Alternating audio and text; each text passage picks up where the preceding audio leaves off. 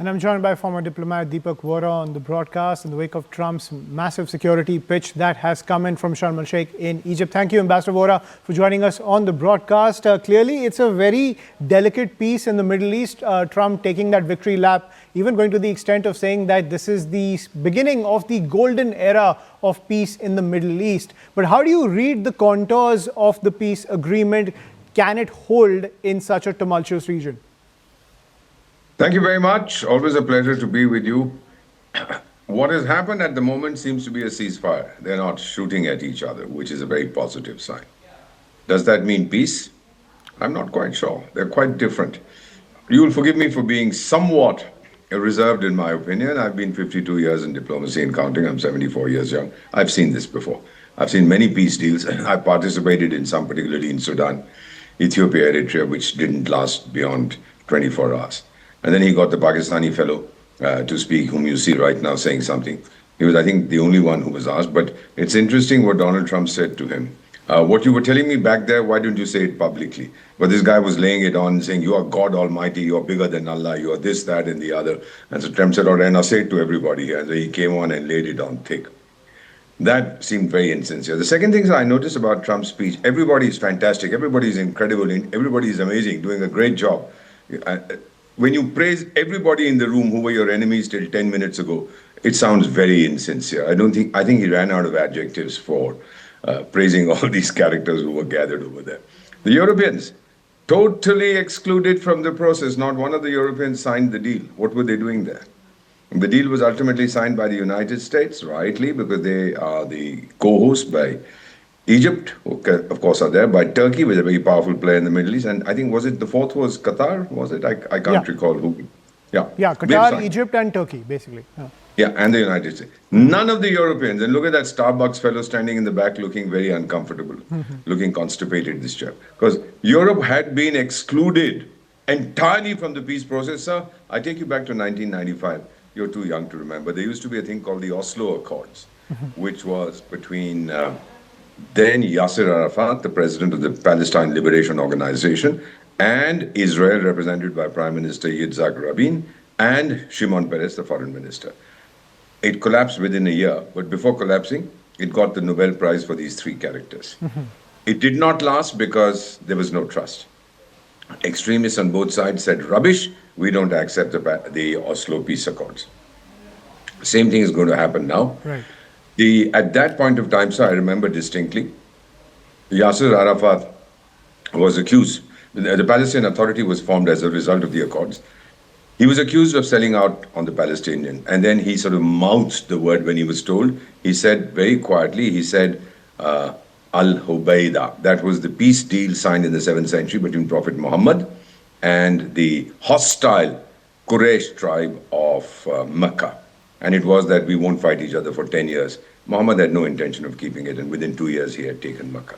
So I think this is pretty much what we are seeing today. Hamas, if it survives, has no intention, absolutely no intention of honoring this deal. Right. They're not even there.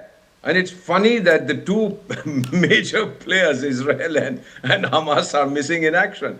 Sorry, we're not coming. Do all the nice things, say wonderful things, but we're not coming for this. So what's going to happen? Who's going to enforce the peace? Egypt?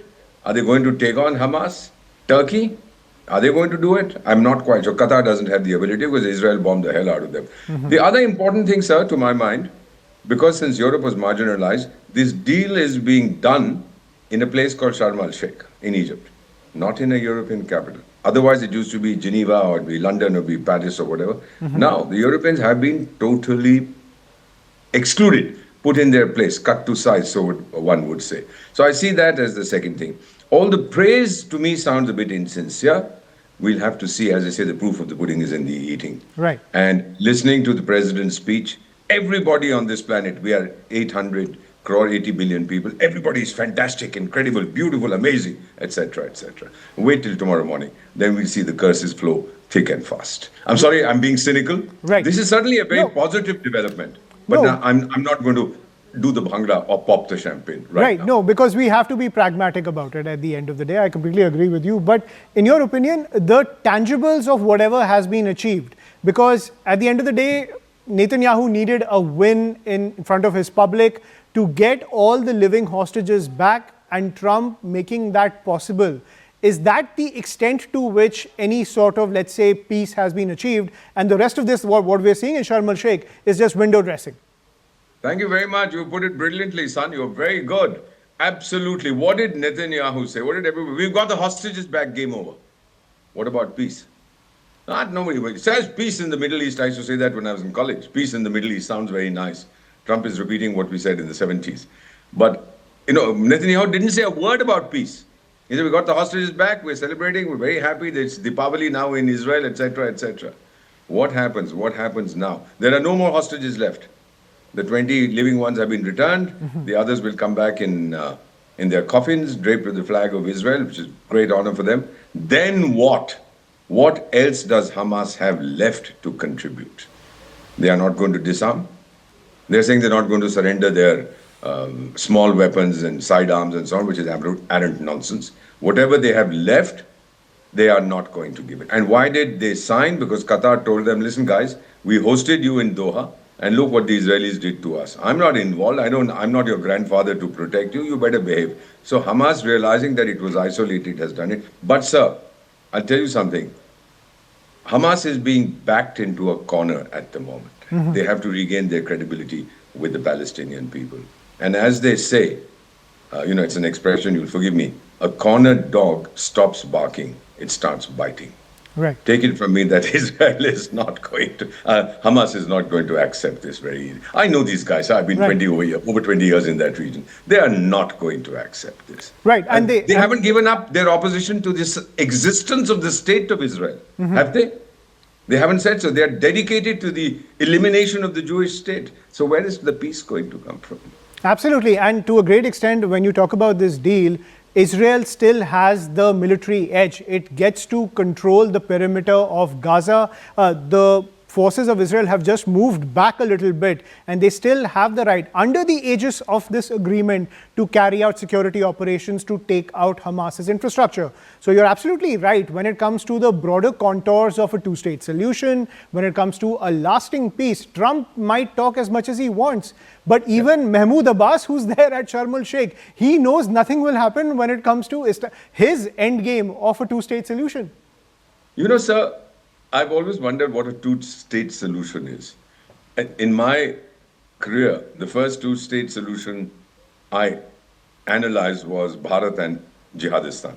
That was two states. We can't live with the Hindus, etc., so we separated. That didn't work. We saw the hostility. I've seen South Sudan. I've seen that happen. I've seen that in Ethiopia, Eritrea. These are all places that I've served in. It doesn't work because the mindset is... How do you change the mindset? Mm-hmm.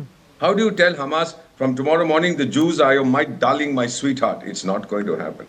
How do you tell the Jews, no, Hamas has changed its mind overnight because Trump told them to. Now they are going to be your biggest supporters. Oh, no. We've suffered enough. So there'll be nice words. This is a good feeling. Everybody is happy. Everybody is smiling. Trump is smiling more than anybody else. Look at Fateh al-Sisi. He's smiling.